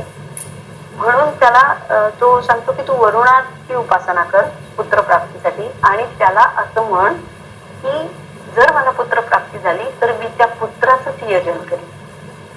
हा संदर्भ थोडासा विचित्र संदर्भ आहे. म्हणजे पुत्राचा बळी देणं.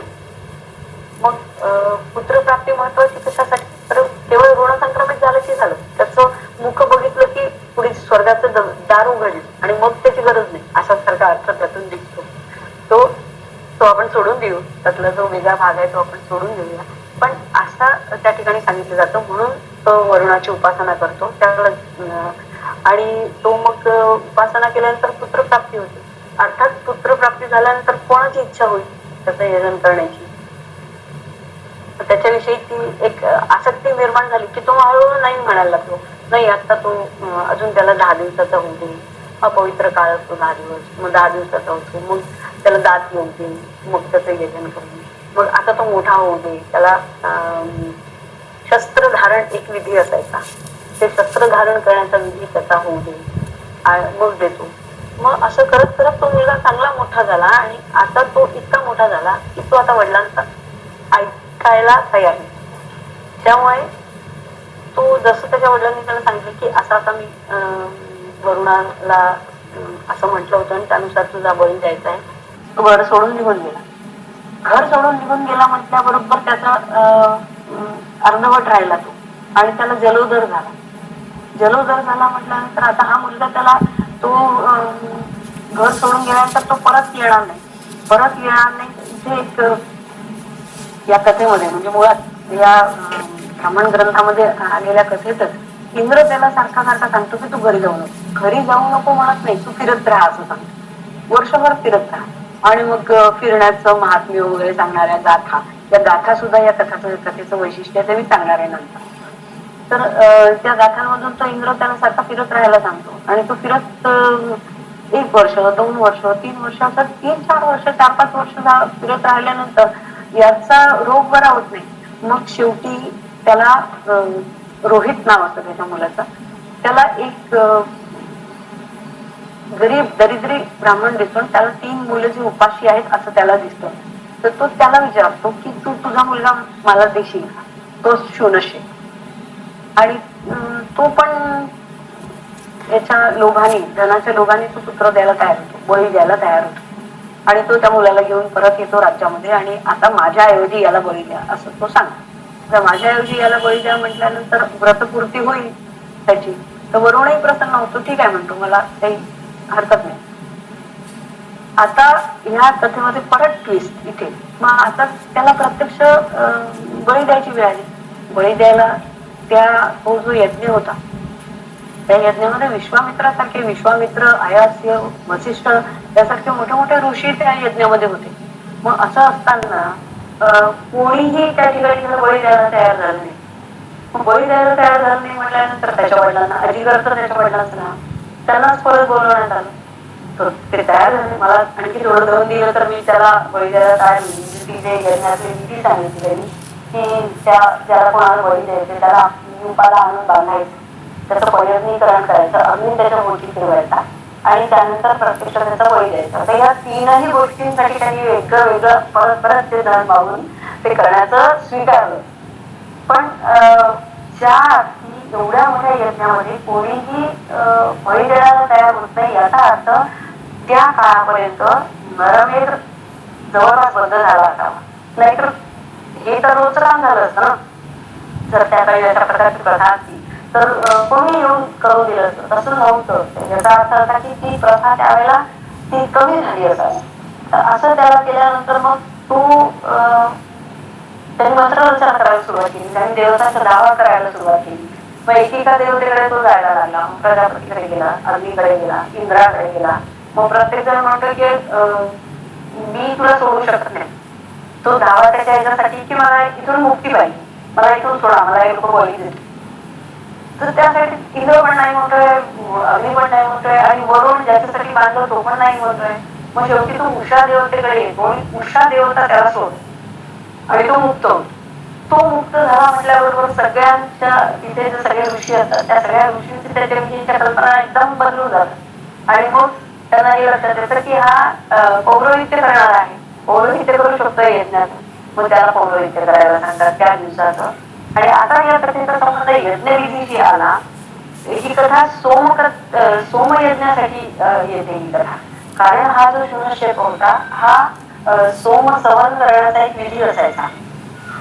तो विधी बराच किचकट आणि प्रदीर्घ काळ चालणारा असायचा. त्याची सोपी पद्धत यांनी शोधून काढली शून्यक्षेपाने आणि त्याच्यामुळे मग ती सोम सवन विधी त्याला त्यांनी करायला सांगितलं आणि त्याला मुक्त केलं. आता या कथेमध्ये पुन्हा एक शेवटचा भाग पर्यंत विश्वामित्र ऋषी तिथे असतात. ते विश्वामित्र ऋषी त्याला दत्तक घेतात. दत्तक घेतल्यानंतर आपला सगळा आध्यात्मिक आणि सगळ्या संपत्तीचा वाटा त्याला देतात.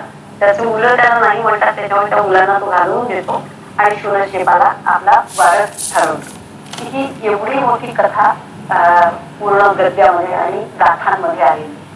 तर आता गाथा हा जो वैदिक काळातल्या कथेसाठी आलेला गाऊन सांगितलेल्या कथा किंवा लोकांमध्ये प्रस्तुत असलेल्या गाथा या अर्थामध्ये आलेल्या जवळपास 30-31 गाथा आहेत आणि उर्वरित भाग गद्यामध्ये आहे. तर इथे लक्षात घेण्यासारखी गोष्ट आणखीन एक आहे की विश्वामित्राचा या कथेमध्ये महत्वाचा रोल आहे. एक तर त्याला दत्तक घेण्याच्या दृष्टीने आणि दुसरं म्हणजे या गाथाच्या संकलित केल्या त्या त्यांनी केल्या असाव्या. कारण विश्वामित्रासाठी गाथीन किंवा गाधीन असा शब्द वापरला गेला आहे. तर तो गाधीपुत्र, गाधी या अर्थामध्ये पण तो शब्द येतो. तर या गाथांमधून ही अशी कथा या ठिकाणी येते. आता ही आली मूळ वेदामध्ये म्हणजे ब्राह्मण ग्रंथामध्ये आली. या ब्राह्मण ग्रंथामध्ये आली म्हटल्याबरोबर कथेचा संबंध यज्ञाशी आला. मग यज्ञाशी ही कथा कुठे आली? तर यज्ञामध्ये या कथेचं स्थान त्याने सांगितलं की राजसूय नावाचा एक 2 वर्ष चालणारा यज्ञ असायचा. तो राजसूय यज्ञ 2 वर्षाचा म्हणजे प्रदीर्घ काळ असल्यामुळे मध्ये मध्ये अशा काही इष्टी असायच्या किंवा मनोरंजन करणाऱ्या कथा गाथा वगैरे सांगण्याचा भाग त्यामध्ये असायचा. तर 13व्या महिन्याच्या पहिल्या दिवशी हे शौनक्षेपाख्यान होता नावाचा ऋत्विज असतो जो देवतांचं आवाहन करतो. त्याने राजाला म्हणजे जो कोणी यजमान आहे त्याला ती कथा सांगावी. आणि अर्थात ती कथा सांगावी म्हटल्यानंतर या कथेमध्ये पुत्र महात्म्य सांगितलेलं असल्यामुळे ते पुत्र प्राप्तीसाठी राजाला ती कथा सांगितली जावी असा संबंध या कथेचा यज्ञाशी नंतर जोडला गेला. म्हणजे मूळ वेदांमध्ये पाहिलं तर आपल्याला एक नुसते मंत्र सापडतील, ते पण असे स्कॅटर्ड, कुठे 2-3 मंत्र आलेले, कुठे 5 मंत्र आलेले, जे शून्यक्षेपाच्या नावावरती आहेत केवळ. म्हणजे ते मंत्र आधी एकत्रित करणं, त्यानंतर ही प्रसृत असलेली कथा त्याला जोडणं आणि ती कथा सलग तयार करून त्या गाथांमधून आणि त्या गद्यामधून परिपूर्ण रीतीने आपल्या समोर आणणं, हे काम या मैदास ऐतरे यांनी केलं असं आपल्याला दिसतं. तरी सुद्धा ही मूळ रूपामध्ये आलेली. नंतर ती जी कथा बदलत गेली ती पुराणांमध्ये तिचं स्वरूप वेगळंच झालं. आपल्याला म्हणजे ती रामायण महाभारतामध्ये आलेली कथा पुन्हा माहिती आहे. हरिश्चंद्र राजाचं नाव माहिती आहे, रोहित हे त्याच्या मुलाचं नाव माहिती आहे. पण आता शून्यक्षेप उडाला. शिवणात त्या कथेला फाटा, पूर्ण फाटा, म्हणजे ती त्याचं नाव सुद्धा येत नाही. मग विश्वामित्र ऋषी येतात, म्हणजे 3 पात्र त्यातले शिल्लक राहतात. एक रोहित, विश्वामित्र आणि हरिश्चंद्र राजा. मग आता हरिश्चंद्र राजासोबत त्याच्या बायकोचं नाव येतं तारामती. हरिश्चंद्र तारामती तो सत्यवादी होता. कुठे हा वरुणाला वचन देऊन फिरणारा हरिश्चंद्र आणि कुठे हा सत्यवचनी हरिश्चंद्र, म्हणजे किती बदल कथांमध्ये होत जातात तेही आपल्याला या कथांवरनं दिसतं. आणि मग विश्वामित्रांचा म्हणजे या कथेमध्ये आलेला भाग जो आहे की त्यांनी राज्य दे म्हटलं, स्वप्नात राज्य दे म्हटलं, म्हणून हरिश्चंद्रांनी देऊन टाकलं. आणि मग दिल्यानंतर मग तो रानुमाळ भटकतायला वगैरे इतके त्यात बदल होत गेले की ते बदल आपल्याला म्हणजे मूळ कथेच्या जवळ जाणारे सुद्धा नाही, व त्याचे ते असे धागे दोरे जोडत जोडत आपल्याला मुळापर्यंत जावं लागेल, अशी ही शूरशेफाची कथा आहे. तर या 2 कथांचं थोडस विस्तृत विवरण या ठिकाणी केलं की लोककथा कशी असते, ती कशी प्रसृत होते आणि ती कशी बदलत जाते, तिचं मौखिक रूप काय असतं आणि ती ग्रांथिक रूपामध्ये आल्यानंतर कशी होते. रामायणामध्ये आलेली गौतम अहल्येची कथा सुद्धा ही हा असलाच प्रकार आहे. म्हणजे गौतम अहल्येचा मूळ रामायणामध्ये जो भाग येतो तो गौतम ऋषी फक्त तिला तपश्चर्या करायला सांगतात. तू राम इथे येईपर्यंत तपश्चर्या कर, या आश्रमातून बाहेर जायचं नाही, कोणाच्याही दृष्टीत पडायचं नाही आणि एका ठिकाणी स्थिर बसून राहायचं. तर तो स्थिर बसून राहण्याचा भाग तिलावत शिळेप्रमाणे तू एका ठिकाणी राहायचं. तर ह्या कथेचा संदर्भ पुढे मग जेव्हा ती पुराणांमध्ये यायला लागते तेव्हा ती शिळा होऊन जाते. मग अहल्या शिळ्या रूपामध्ये झाली आणि मग रामाने तिला स्पष्ट केला आणि त्या शिळेची ती पुन्हा परत स्त्री रूपात आली वगैरे, असे बदल या कथांमध्ये होत जातात. तर या अशा बदलत जाणाऱ्या कथा यांना आपण लोककथा म्हणू शकतो. तर लोककथांचा या फक्त दैवत कथा म्हणा किंवा अद्भुत कथा म्हणा याच कथांचा इथे या ठिकाणी या एवढ्या काळामध्ये मला सांगता आलं. पण सृष्टीच्या उत्पत्तीच्या कथा भरपूर येतात. मनुमत्स्य कथा नावाची एक शतपथ ब्राह्मणामध्ये कथा येते. ही मनुमत्स्य कथा ही कथा तर इतकी वैशिष्ट्यपूर्ण कथा आहे की ही केवळ आपल्या भारतीय परंपरेतच नाही तर अन्य परंपरांमध्ये म्हणजे बायबलमध्ये वगैरे सुद्धा अशा प्रकारची म्हणजे माशाने प्रलय आला असताना सगळ्यांना वाचवलं, मोठी नाव बनवून वाचवलं, हे हा जो मनुमत्स्य कथेचा संदर्भ आहे हा अन्य बायबल सारख्या अन्य ग्रंथांमध्ये सुद्धा अशा कथा येतात. तर या कथांना आपल्याला लोककथा म्हणायला पाहिजे. मग उपदेशात्मक असतील तर त्या पंचतंत्रासारख्या होतात, प्राणी कथा होतात किंवा विशिष्ट धर्माचा प्रचार प्रसार करण्यासाठी कधी कधी कथांचा वापर केला जातो. तर अशा या जैन आणि बौद्ध धर्मामध्ये अशा कथा भरपूर येतात. त्यांनी सुद्धा हे जैन अनेक कथा ग्रंथ मोठे मोठे कथा ग्रंथ आहेत, त्यांनी सुद्धा या कथांचं संकलन केलं आणि त्या धर्मप्रचारासाठी वापरल्या. तर अशा इतक्या स्वरूपांमध्ये आपल्याला संस्कृत साहित्यामध्ये लोककथा सापडते. तिचा विस्तार, तिच्यात होणारे बदल आणि तिचं बदल जाणारं स्वरूप हे आपल्याला साहित्यामध्ये दिसतं. ते साहित्यात दिसतं असं मुद्दा म्हणावं लागतं, कारण जरी ती मौखिक रूपामध्ये प्रसृत असली तरी सुद्धा तिला आपल्याला ग्रंथनिष्ठ झाल्यानंतरच ती आपल्या समोर आली. पुरगवावृषीची कथा असेल किंवा शूद्रशेपासारखी असेल किंवा गौतम अहल्येची कथा असेल, त्यामुळे आपल्याला या ग्रंथनिष्ठ झाल्यानंतर आपण याचे पुरावे आपण या दृष्टीने शोधून यांना लोककथा म्हणून सिद्ध करण्याचा प्रयत्न केला. तर अशा या संस्कृत साहित्यातल्या लोककथा आहेत. मला वाटतं मी थोडा जास्तच वेळ घेतला आहे, पण कथा म्हटल्यानंतर हीच मुळात मनोरंजक असते आणि कथेला सुरुवात केली म्हटल्यानंतर समोरच्याची उत्सुकता अशी ती वाढायलाच लागते. एक राजा होता म्हटल्यानंतर पुढे काय असं प्रश्नचिन्ह लगेच चेहऱ्यावर असतो समोरच्या, त्यामुळे ते पूर्ण ऐकत नाही तोपर्यंत उत्सुकता पूर्ती होत नाही.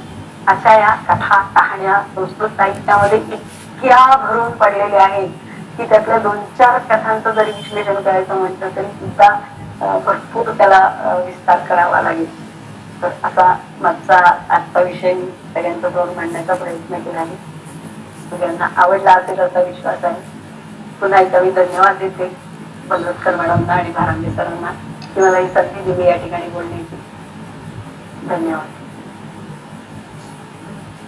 धन्यवाद मॅडम.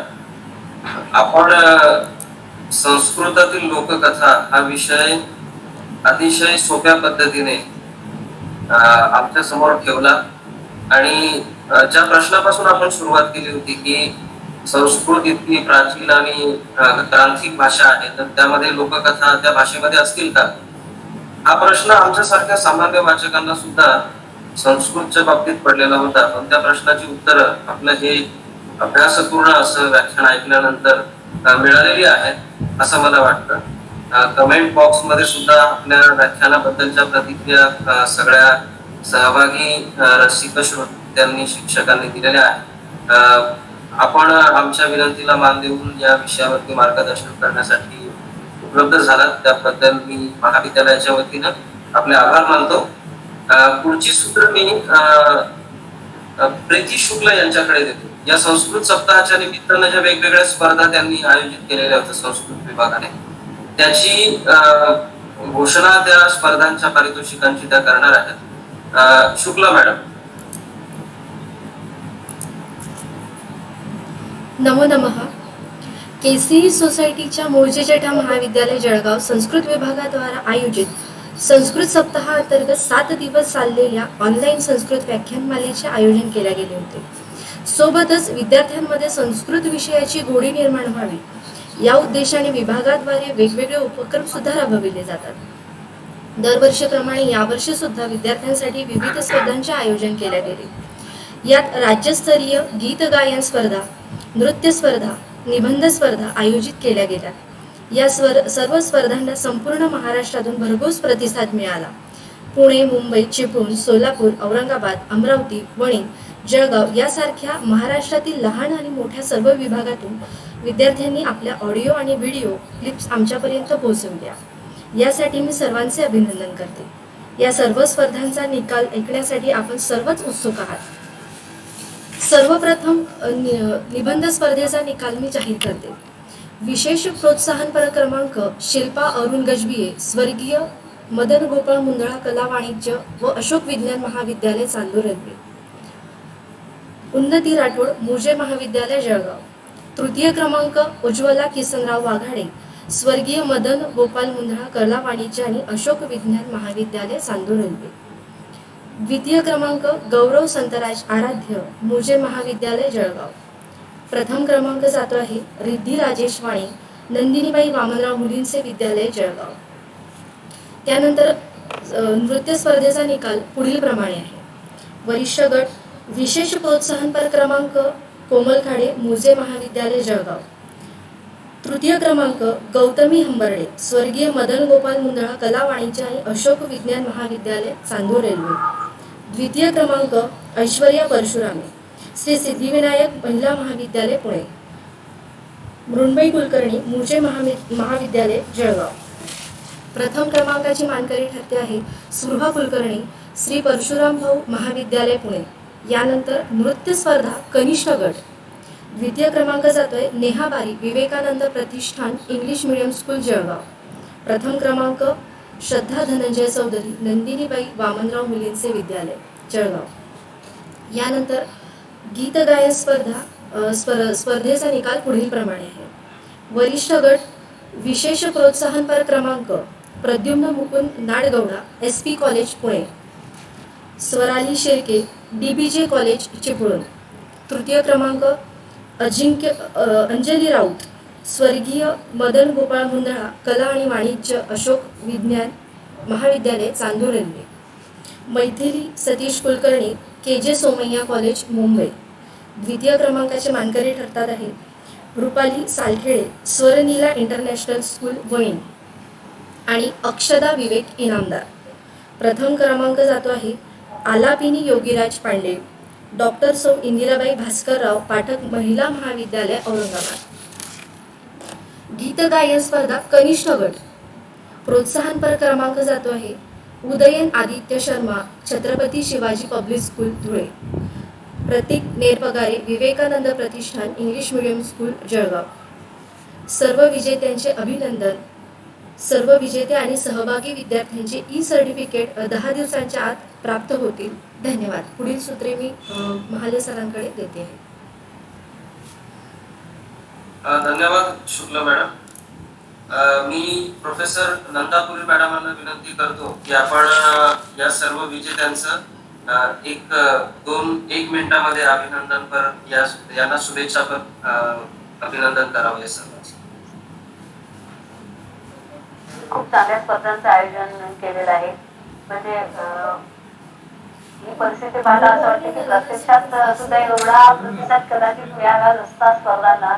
या ऑनलाईन प्रकारामुळे जो मिळाला आहे प्रतिसाद, कारण सगळ्यांनी उत्साहाने या स्पर्धांमध्ये भाग घेतलेला दिसतोय. सगळ्या अभिनेत्यांचं सगळ्या विजेत्यांचं अभिनंदन. त्याचपैकी मला असं वाटतं की या ज्या स्पर्धांच्या आयोजनामध्ये भरपूर परिश्रम या सगळ्या लोकांनी घेतलेले दिसत आहेत. कारण त्या तेवढ्या घेणं, त्या जमा करणं, त्या सगळ्या क्लिप पाहणं आणि त्यांचं परीक्षण करणं, ते सुद्धा एक मोठं विक्रीचं काम तुमच्यासाठी झालं असावं. तुमचं पण अभिनंदन आणि सगळ्या विजेत्यांचंही अभिनंदन. धन्यवाद मॅडम. यानंतर या व्याख्यानमालेच्या समारोप सत्राचे अध्यक्ष आमच्या मुळजी जेठा महाविद्यालयाचे भाषा प्रशाळेचे संचालक डॉक्टर उपेंद्र केसूर सरांना मी विनंती करतो की त्यांनी या प्रसंगी आपलं अध्यक्षीय मनोगत व्यक्त करावं. संस्कृत साप्ताहिक ऑनलाईन व्याख्यानमालेचे आजचे वक्ते प्रोफेसर पुरी अँड संस्कृत विभागाचे विभाग प्रमुख डॉक्टर बलवतकर, तसेच सर्व सहभागीजन. आपण संस्कृत या विषयाच्या या व्याख्यानमालेचे सर्व साक्षीदार राहिलो आणि एक चांगला असा उपक्रम या ठिकाणी घडून आला. मी काही माझे 2 शब्द आपल्या समोर मांडू इच्छितो की एखादी भाषा आपल्याला शिकायची असेल तर ती शिकण्यासाठी आपल्याला त्या भाषा व संस्कृती या 2 गोष्टी जो समजून घेण्याचा प्रयत्न करतो, त्या भाषेचा त्या ठिकाणी आपण म्हणूया की तो एक चांगला वक्ता होऊ शकतो. आपल्या भारतातील जे प्राचीन काळातील किंवा प्राचीन काळापासून तर आपण म्हणूया आधुनिक काळापर्यंतचं बरंच असं साहित्य संस्कृत भाषेत लिहिलं गेलेलं आहे आणि संस्कृत भाषेचं ज्ञान हे आपणा सर्वांना फार गरजेचं आहे. असं म्हणेल की आयुर्वेद हे जे क्षेत्र आहे त्या क्षेत्रात सुद्धा संस्कृतचं असे असताना माझ्या माहितीनुसार 20व्या शतकाच्या सुरुवातीला असं जाणवतं की संस्कृत भाषेचा थोडाफार प्रमाणात का होईना एक प्रकारे ती लोप पावते असं चित्र निर्माण झालेलं असताना विदेशात तसेच आपल्या देशात संस्कृत भाषेचा अभ्यास लोक करायला लागलेत किंवा काही साहित्यिकांनी त्याच्यात भर दिला. माझ्या माहितीनुसार एक उदाहरण म्हणून T.S. इलियट हा इंग्रजी लेखक याने भारतीय संस्कृतीचा तसेच संस्कृत भाषेचा आणि संस्कृत भाषेतील साहित्याचा बराच असा अभ्यास केला आणि त्याच्या साहित्यात सुद्धा त्याचे प्रतिबिंब आपल्याला दिसते. इतकेच नव्हे तर त्याने इतरांना सुद्धा प्रेरित केले. त्याने क्लब केला, ग्रुप केला आणि त्याच्या माध्यमातून इतरांना सुद्धा प्रेरित केले. आणि नंतर 20व्या शतकाच्या मध्यापासून तर आज तागायत आपण पाहतोय की संस्कृत आणि त्याच पद्धतीने एक सर्वांना त्या भाषेचं महत्त्व पटवून देण्यासाठी सर्व प्रयत्न करत आहे. राज्य स्तरावर, राष्ट्रीय स्तरावर, आपण म्हणूया सर्व स्तरावर हा प्रयत्न सुरू असलेला दिसतोय. कारण विविध संस्थेच्या माध्यमातून म्हणा किंवा महाविद्यालय शाळेच्या माध्यमातून म्हणा विविध प्रकारचे कार्यक्रम आणि स्पर्धा आयोजित केले जात आहे आणि आपला सर्वांना त्याचा आनंद घेता येतोय. मुळजी संचालक म्हणून आपल्या समोर मांडू इच्छितो की आत्ताच आपण पाहिले की संस्कृत विभागाने दरवर्षी आणि कार्यक्रम आयोजित केले आणि त्याच्यातून बरेच विद्यार्थी तसेच पालक तसेच समाजातील विविध वयोगटातील व्यक्ती यांना त्याचा उपयोग घेता आला, लाभ घेता आला.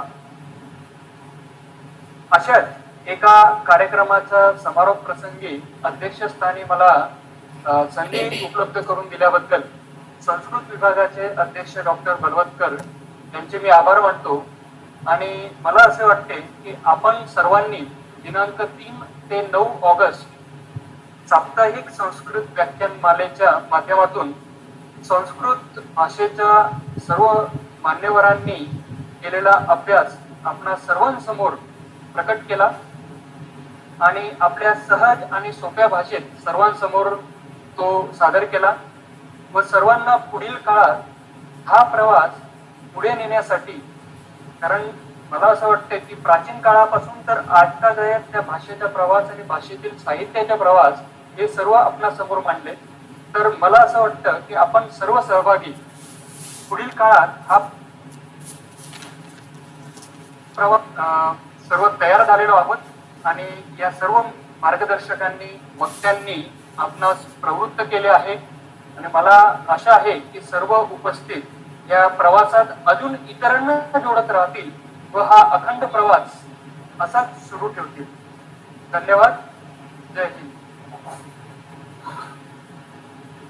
धन्यवाद डॉक्टर केशूर सर. यानंतर मी संस्कृत विभाग प्रमुख डॉक्टर भाग्यश्री बलवतकर यांच्याकडे आभार प्रदर्शनाचे सूत्र देतो. Doctor Balwatkar madam. नमस्कार. कवयित्री बहिणाबाई चौधरी उत्तर महाराष्ट्र विद्यापीठ संलग्नित खानदेश कॉलेज एज्युकेशन सोसायटीच्या स्वायत्त भोजीजेठा महाविद्यालयाच्या संस्कृत विभागाच्या वतीनं संस्कृत दिन आणि संस्कृत सप्ताहाच्या निमित्तानं आयोजित सद्यस्क व्याख्यानमालेचा आज समारोप संपन्न झालेला आहे.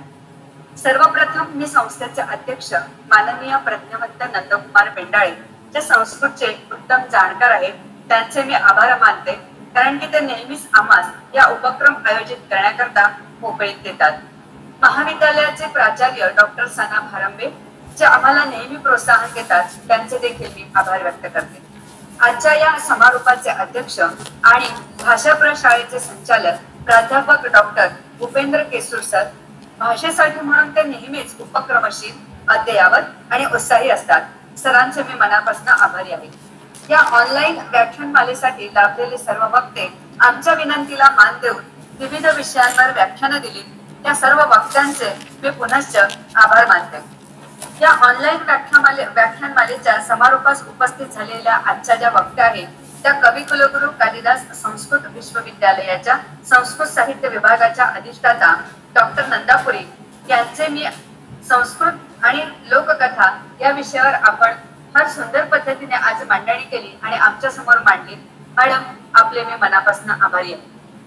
यानंतर आमच्या महाविद्यालयातील या व्याख्यानमालेचे लाभ घेतलेले सर्व सन्माननीय प्राध्यापक त्यांचेही मी आभार मानते आणि विशेषतः डॉक्टर कल्पना नंदनवार त्यांचे आभार मानते, कारण का 7ही दिवस त्यांनी या व्याख्यानमालेचा आस्वाद घेतलेला आहे.